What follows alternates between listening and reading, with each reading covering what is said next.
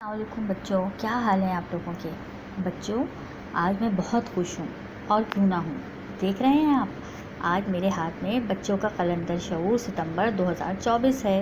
یہ دیکھیے جی، ابن الہیثم 1100 سال پہلے کے عظیم سائنسدان جنہوں نے کتاب المناظر لکھی تھی۔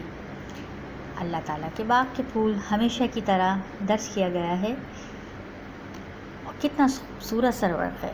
جن بچوں کو سائنس سے دلچسپی ہے ان کے لیے تو یہ بہت دلچسپ رسالہ ہے۔ آگے چلتے ہیں۔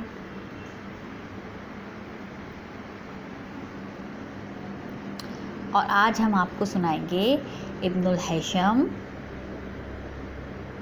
صفحہ نمبر 25۔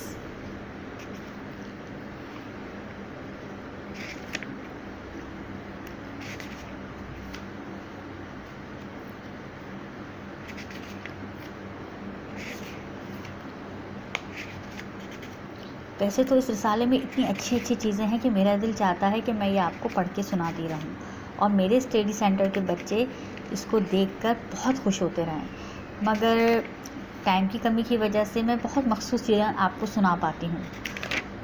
ٹھیک ہے بچوں، تو آج ہم آپ کو سنا رہے ہیں اب ابن الہیثم کے بارے میں۔ جی، کیونکہ یہ ٹاپک ذرا بڑا ہے اور لیندی ہے، تو اس کا یہ والا پورشن جو ہے ہم پڑھتے ہیں۔ ابن الہیثم 1100 سال پہلے کے عظیم سائنسدان۔ ابن الہیثم پہلے سائنسدان ہیں جنہوں نے آنکھ کے حصوں اور نظر کے قانون کی درست وضاحت کی، جیسے جدید سائنس بھی مانتی ہے۔ آنکھ کے لیے جو اصطلاحات استعمال کی، موجودہ دور میں ان الفاظ کو انگریزی میں ترجمہ کر کے استعمال کیا جا رہا ہے۔ مثال کے طور پر، جب ابن الہیثم نے آنکھ کے لینس کا مطالعہ کیا تو دیکھا کہ لینس کی دونوں سطحیں ابھری ہوئی ہیں۔ ذہن میں مسور کی دال کی تصویر بنی۔ مسور کی دال دونوں طرف سے ابھری ہوئی ہوتی ہے۔ عربی میں مسور کو عدس کہتے ہیں۔ ابن الہیثم نے اس کا نام عدسہ رکھ دیا۔ ان کی کتاب کا لاطینی زبان میں ترجمہ ہوا تو عدس کا ترجمہ لینٹل دال کر دیا گیا۔ ہوتے ہوتے عدس لینٹل سے لینس بن گیا۔ لینس کی اصطلاح اب عام ہے، لیکن کم لوگ جانتے ہیں کہ لفظ ابن الہیثم کے بتائے گئے عربی لفظ عدس سے لیا گیا ہے۔ دیکھا بچوں، آپ لوگوں نے اس کو سمجھا؟ دیکھیں، اب یہاں ایک پریکٹیکل بتایا گیا ہے۔ ویسے تو اس میں 2 پریکٹیکل بتائے گئے ہیں، لیکن میں آپ کو ایک ہی پریکٹیکل کر کے دکھاتی ہوں۔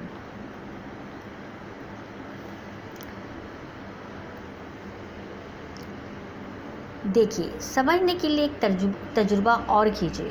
شیشے کے خالی گلاس میں پینسل رکھیے۔ یہ دیکھیے، اب گلاس میں پانی بھریے۔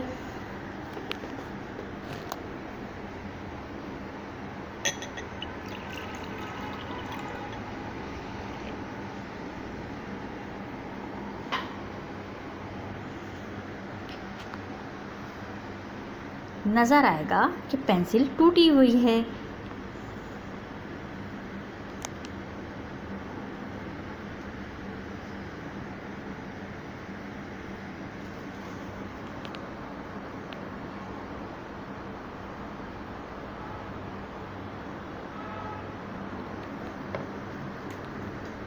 جی بچوں،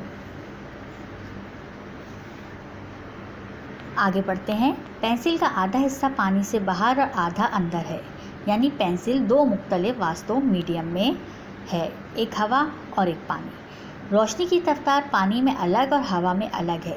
میڈیم کی تبدیلی سے روشنی کا رخ یا زاویہ بدل گیا۔ نتیجے میں پینسل پانی میں ٹوٹی ہوئی نظر آئی۔ پینسل جس مقام پر ٹوٹی ہوئی نظر آتی ہے، یہ وہ مقام ہے جہاں روشنی مڑ جاتی ہے۔ ابن الہیثم کی تحقیق سے مخلوق کی خدمت کے راستے کھلے۔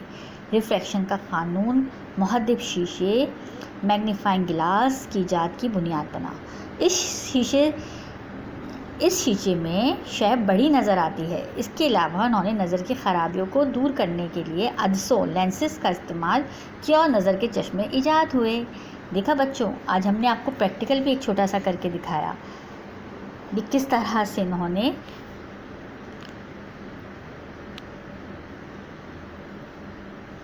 ریفریکشن کا قانون بتایا ہے. ٹھیک ہے بچوں، تو اس کو آپ گھر میں کیجیے گا اور مجھے ضرور بتائیے گا کیسا لگا آج آپ کو ہمارا یہ اسٹڈی سینٹر کا پروگرام. اور وہ بچے جو سائنس سے دلچسپی رکھتے ہیں ان کے لیے تو اس رسالے میں بہت کچھ ہے. کیونکہ پتہ ہے بچوں، جب تک مسلمان غور و فکر کرتے رہے، تحقیق و جستجو کرتے رہے، تو اللہ تعالیٰ نے مسلمانوں کو بہت عروج بخشا. لیکن اب ہم دیکھ رہے ہیں کہ مسلمان زوال اور پستی کا شکار ہیں. اس کی وجہ علم سے دوری ہے. تو بچوں، آج سے ہم نے عہد کرنا ہے کہ ہم بھی علم میں آگے بڑھیں گے، علم کے لیے جستجو کریں گے تاکہ اپنا کھویا ہوا ورثہ دوبارہ حاصل کر سکیں. اپنا بہت خیال رکھیے گا. اللہ حافظ.